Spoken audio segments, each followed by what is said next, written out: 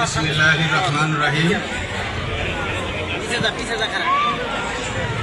বাংলাদেশ জাতীয়তাবাদী দল বিএনপির সাবেক চেয়ারপারসন, বাংলাদেশের তিনবারের প্রধানমন্ত্রী,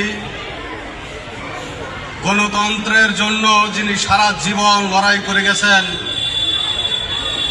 আপোষহীন থেকেছেন দেশের স্বার্থে, দেশের মানুষের স্বার্থে, সেই আমাদের নেত্রী মরহুমা বেগম খালেদা জিয়ার জন্য আজকে এই দোয়ার আয়োজন করেছি।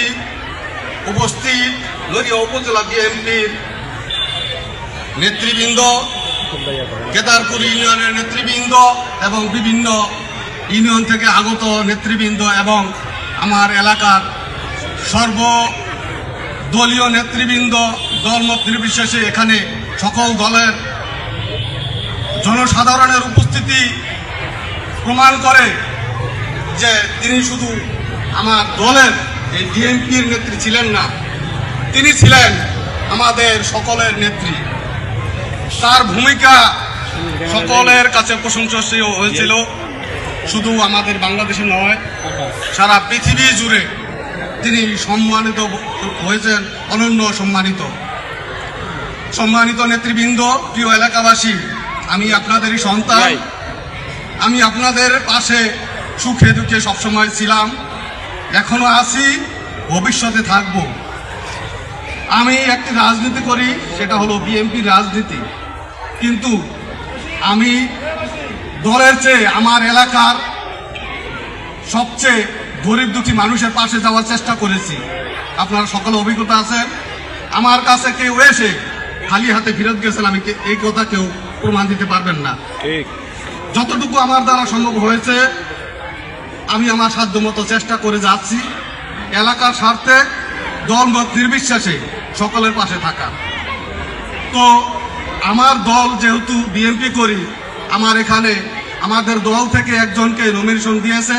আগামীতে যেহেতু জাতীয় নির্বাচন, আমাদের নেতা আলহাজ শফিকুর রহমান কিরণ, আপনারা সকলে অবগত আছেন, তিনি অত্যন্ত ভদ্র মানুষ, স্বচ্ছ পরিষ্কার রাজনীতিবিদ।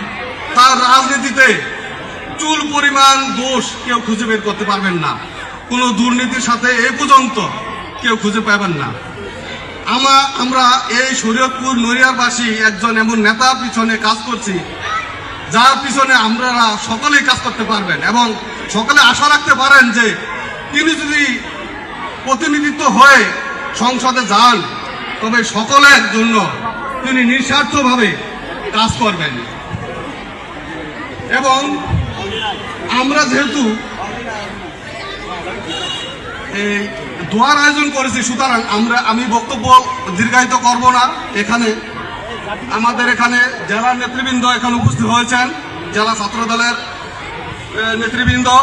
আমরা দোয়ার আয়োজনের জন্য এখন আমাদের অত্র এলাকার মাদ্রাসার সম্মানিত খতিব মোহাম্মদ মাহমুদুল হাসান,